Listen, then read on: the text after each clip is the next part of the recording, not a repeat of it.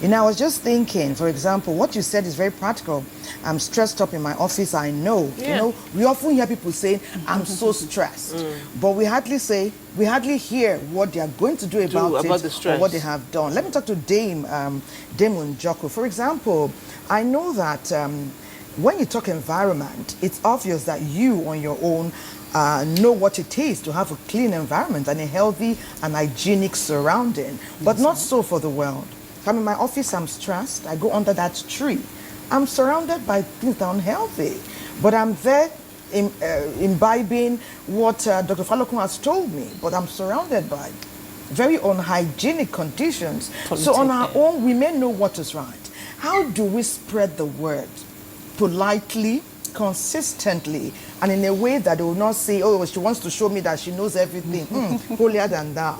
How do we spread the message with our actions that cleanliness indeed is next to godliness, and it will pay us all to ensure that our environment is hygienic? All right, thank you very much. The awareness has been on for a while now.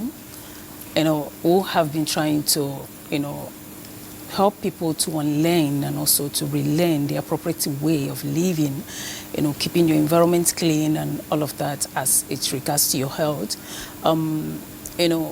We'll go out there almost every time to advocate for, sustainable environment, which is an environment that's, is good for everyone, both the unborn generation and all of that. So we try to, let them know the health implication of, a polluted environment.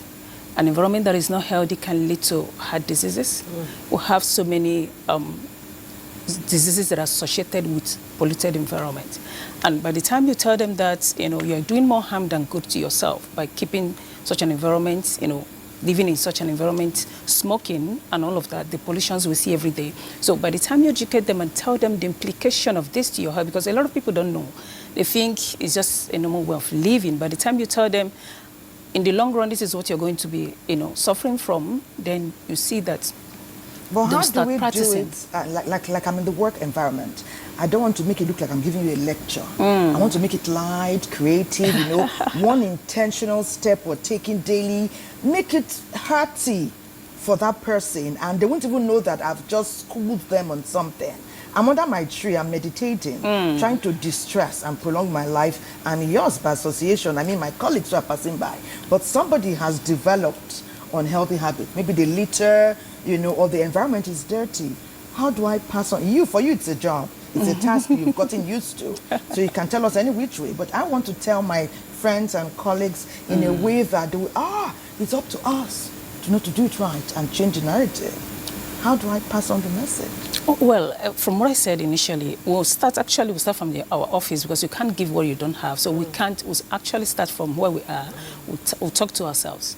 We'll make sure our environment is as healthy as possible, as healthy as we want it. So when you're talking, you talk from practitioner's point of view and not just go in there to tell them what you can practice. So you start from your office. When I actually worked in the bank a little before I went to NGO. So there's this thing we do exercise. We try to make sure the environment is okay and also do that exercise. We call it bonding.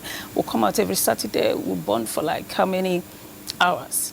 That's also is good for our health and also the environment too, because you can't come in a dirty environment and also be doing that. So you talk to your colleagues in a way that they will understand and also, be able to talk to others. It doesn't end with us here. We also have to talk to others outside, because you cannot create a sustainable environment alone.